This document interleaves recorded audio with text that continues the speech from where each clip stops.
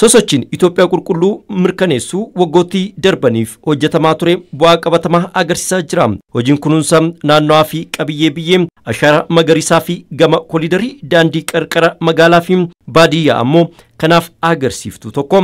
Baranis sosochiin qulqullina naannoo jireenyaa sadarkaa idil addunyaatti kabajamu biyya keenyattis akkasuma ni yaadatama. Sosochiin Itoophiyaa qulqullooftuu kun baatiiwwan jaaf duulaan kan hojiirra ooltuu fi hanqina hubannoo qulqullina naannoo mirkaneessuu keessatti mul'atan akka sirratan qulqullinni naannoo adeemsa seeraan akka deeggaramu kan dandeessisu akka ta'e Daayirektarri olaantuun abbaa taayitaa eegumsa naannoo Itoophiyaa Injiinar Lalisee Nameen miidiyaaleef dubbataniiru.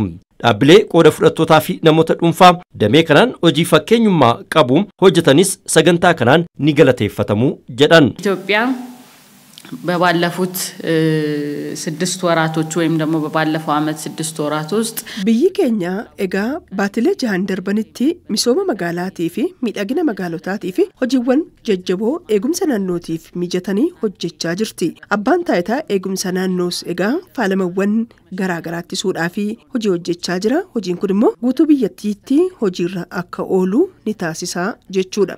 በሁሉም ክልሎች እንዲፈጸሙ ተደርጓል ማለት ነው። sosochiin kun caamsaa 28 barkuma 2017 itti deemaatiin jirru kan eegalamu wayita ta'u faalama bishaanii fi biyyee hambisuu dabalatee asiidummaa biyyee xiqqeessuudhaaf hubannoo uumamuu qabu irratti xiyyeeffannoo addaa kan itti argatu akka ta'e Injiinar Lalisee Nameen ibsaniiru. Adeemsi kunis ammoo dhaloonni qabeenya uumamaa fi biyyee kunuunsuu akka qabu ergaa darbuun hubannoo akka gabbifatu ni dandeessisa jedhameera.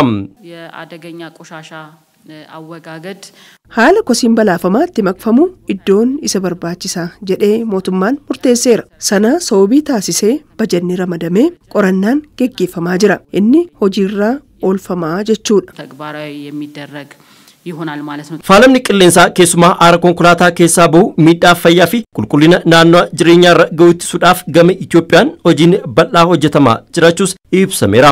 Konkolaattota elektirikaa babal'isuu irratti hojiin hubannoo uumuu waggootii lamaan dabranii keessattis hojjetame jijjiirama qabatamaa fideeras jedhan.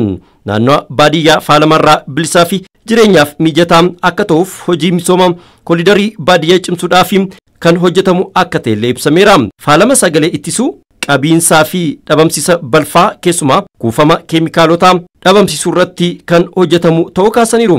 Sosochii kana irratti lammiileen miiliyoona 15 ta'an kallattiin hirmaachuudhaaf karoorfamus ibsamee jira.